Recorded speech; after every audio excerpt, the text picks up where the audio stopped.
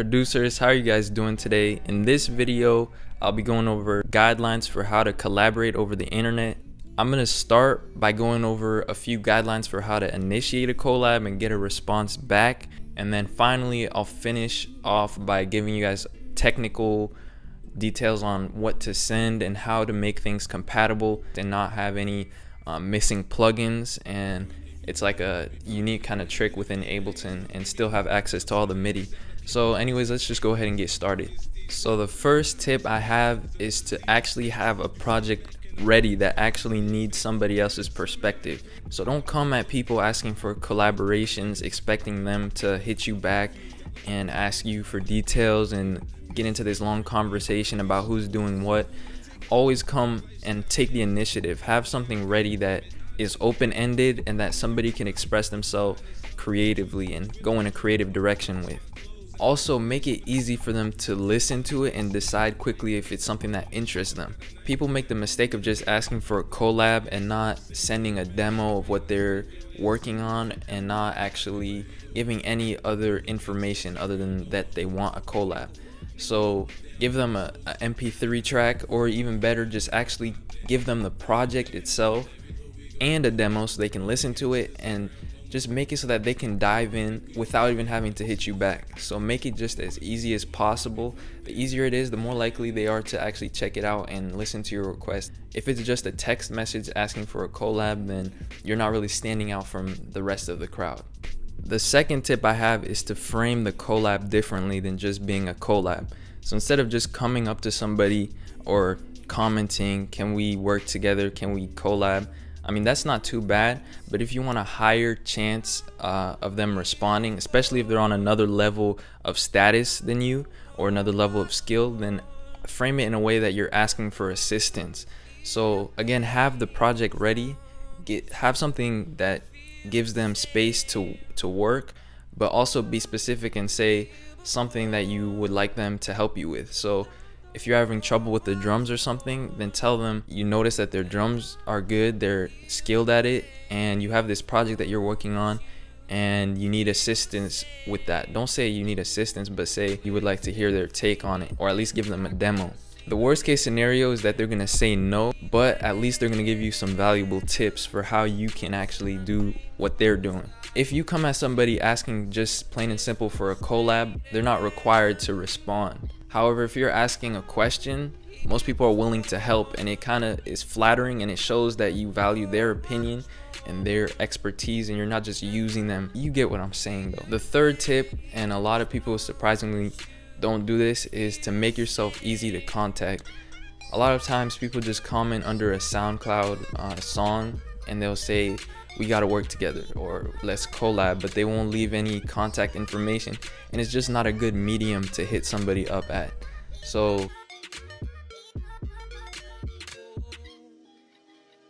always contact them through a medium that is easy to hit you back at, and leave contact information and show that you're committed and that you're building a network with them and you're building a relationship. So leave a number or an email or Skype or whatever, something that they can hit you back at really easily. And the best way to hit an artist up about a collab is through their social media.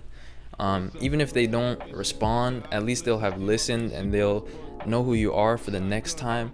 And in that case, I would just say to stay engaged with their social media and be active and engage with their posts and build a relationship that way, and eventually you guys can start communicating again, and most likely eventually, if you spend enough time, you guys can get a collab in together. Now I'm gonna move on to the technical part, which is how to actually make things compatible and what to send. Alright, so first things first, a collab doesn't have to be a full project. In fact, it can kind of be annoying if you're sending this huge ALS file or this FLP with all these samples in a folder to make it all compatible. Honestly, a collab could just be a MIDI clip with a nice chord progression in it, or it could be a drum loop or some sort of sample that you have, or an acapella chop that you did. It can really be anything, and you can just send that over in a way that they can hear it in context, and give them a demo of it, and make sure that you're making it seem like you're collabing for the what am I trying to say? What, for the sake, for the sake of collabing, and not that you're trying to take from them. So come at them and say, hey, this is a sick drum loop that I have. I don't know what to do with it. I would like to hear your take on it. Here it is. Contact me, hit me back, and then I'll add to it as well and maybe finish it off. So that's how you can start a collab, and it doesn't have to be a full project. Secondly, some of the services that I like to use, or that can be used for collaborating easily, are Dropbox, Google, and Splice. These are all cloud services, so you just need to have the project uploaded and both people have access to it. And what's cool about this method is that each time a person saves the project, it gets updated on the cloud, and that also shows up in the other person's folder. And you can even have notifications on if it's Dropbox, and you guys can just slowly work back and forth, or somebody can add something and then the other person can go back and take it from there, something like that. You obviously have email, but who uses email these days? I mean, a lot of people, but for collaborating, no.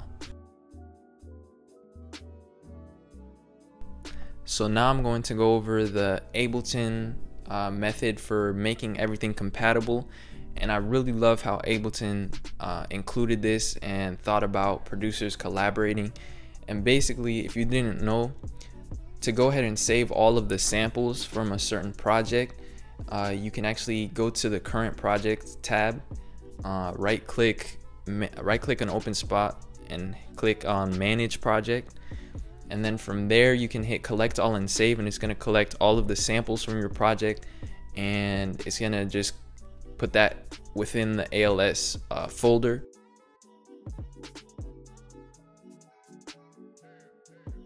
And then you can send that, and the person will have all of the samples and everything will load perfectly fine. Now the problem with doing that is that the plugins that you're using may not be compatible, and the way you fix that is by freezing all the tracks where you have any VSTs or audio units plugins.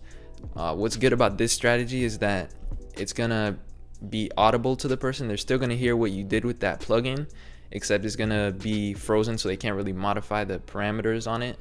But what they do have access to is the MIDI that you use. So if you used some sort of chord progression, it won't be just a straight audio file where you can't really see what's going on. They can actually see what's going on, and they can copy it to a new channel and do their own kind of version of it in a different instrument or something. So hopefully that was helpful to you guys. That's all I'm gonna say. If you like this video, then leave a like and subscribe.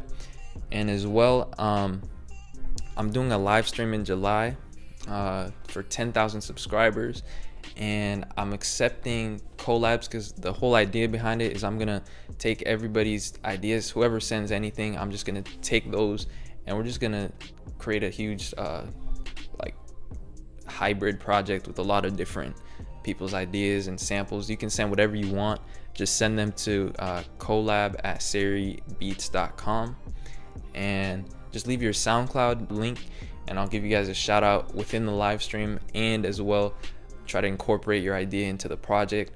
It can be the worst sample in the world, it can be a MIDI file, it can be anything you want. Yeah, thanks for watching, guys. I'll see you guys next time.